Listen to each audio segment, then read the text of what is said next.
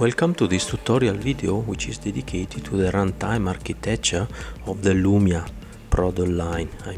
The products that are included in the Creo HMI portfolio. In this picture you can see the architecture of the runtime. Basically it is divided into two parts, a server part and a client part.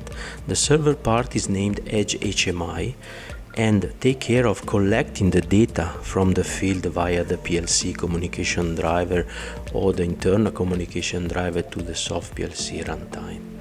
The Edge HMI also take care of the data structure. It means recipe archive, data log, user, and so on.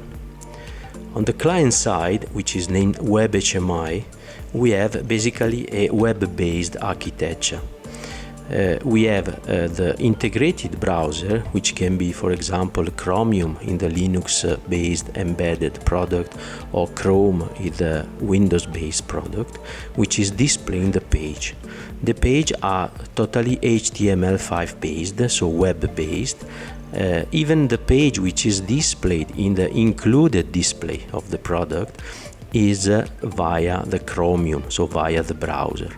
The communication between the Web HMI and the Edge HMI is via a localhost connection in case of the integrated pages or via a socket. The communication protocol is HTTPS, so at the maximum level of security.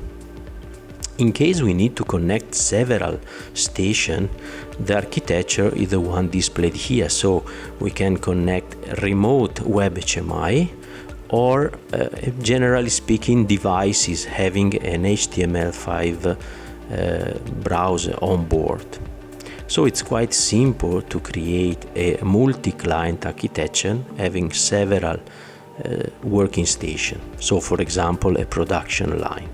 We can also connect remote client via VPN connection. This architecture is reflected on the structure of the project. So for example, on the script side, in the Creo project, the user can find different script engine.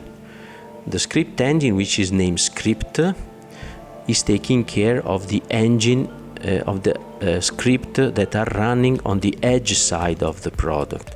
They are written in 132 language, ST basically, ST language, and the user has the possibility of extending the script engine via the use of the keyword ST something. Via this keyword the user has the possibility of working with a project object.